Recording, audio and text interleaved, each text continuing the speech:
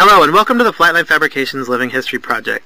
Today we're very excited to offer you another segment in our interview series of P-38 pilots from World War II. We hope you enjoy this interview. Patrol assigned area at 4,000 feet from 2100 to 2330. No enemy aircraft seen. Ceiling was 6,000 feet. And that was Plan Neptune. And that was the code name for June 6th invasion. We were just kind of playing around. You know, we didn't see any German airplanes. They weren't there. They were someplace else. And it was pretty, we had some German flak that came up. Pretty quiet. Well, from what I've read, it seemed like they focused a lot more on the actual ground activity during the invasion than they did the actual planes that were in the air. Very possible. Mm-hmm. Very possible. I think you see more of that in film later published.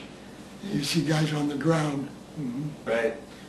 When you were flying your escort missions or any of your other missions, were you ever flying with someone who was shot down or hit by flak and shot down, or? No. How about Randy Randolph? Didn't he come in and try to strafe a train and they opened up and nailed him and he ended up in a POW camp? No, I don't remember. Yeah, he did. He did. Not Randy. Yeah, I thought it was Randy. She might remember better than I do. He said he was just stupid because he came in, they had those trains set out on tracks and they were ambushes. And Randy came in and he was going to hit the train and they opened up and fired at him and he went down and he ended up in a POW camp. Yes, I remember that. Yeah. Yeah. Yeah. Mm-hmm. Did you ever strafe any trains while you were flying? Mm-hmm. Trains were our big target. And they were always of interest to us. We always wanted to get a train. Were they classified as targets of opportunity? Yep. Mm-hmm. Certainly were. They were opportunity targets. And then when did you actually leave the Air Force? Oh, Lord. I'd have to look at some old records, but He and my mother got married in July of 1946, and I was born in 47, so you had to be back before that. And you met Mom when you were flying up and down the coast, mm-hmm. and you stopped in at Medford mm-hmm. Field one time. So you were probably still in the service at that point. I think so. So you had to have been back by 45, mm-hmm. 46, 45, I bet. Yeah, somewhere in that area. I have some pictures of things buried somewhere, but I'd have to dig them out. And when you got back to the States, did you fly? So you flew for the military still when you got back here, but then what did you do after you left the military? Did you still fly? No, not really. Not in the military. I did private flying. I did quite a bit of that. Forever. So if you could describe the feelings you had when you were flying the P-38, what would sum that up for you? Well, all I can say, it was a very great airplane. It was easy to fly. It was dependable. And that's probably about it. There was nothing special about it, but it was a different airplane for those days. You know, a twin-engine fighter was something unusual. Well, I think that's all the questions I have. I don't know if you have any other stories you'd like to share or anything.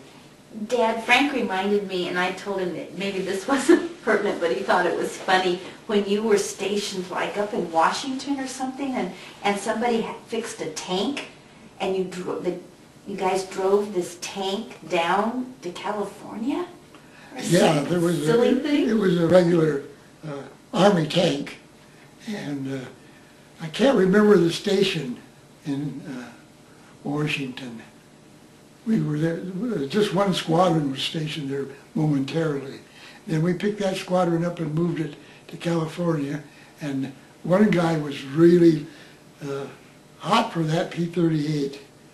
No, the tank. He was hot for he fixed that tank up. It was an old Pardon tank. me, he was hot for the tank, and he drove that damn tank all the way to California.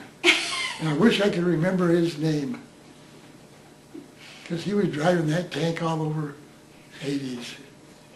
And then, of course, Dad, you weren't supposed to go into the service if you had any problems, and he had horrible hay fever.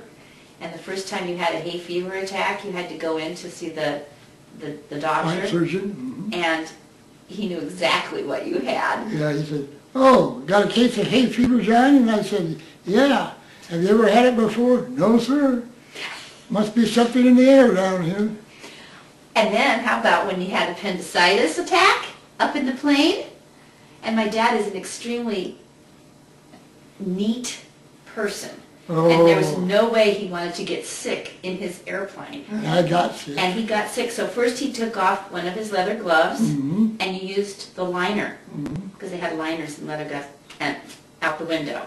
By the time you got back, you'd gotten rid of both liners and both gloves. Yeah. And I was just getting ready to start throwing up in the cockpit. By the time you landed.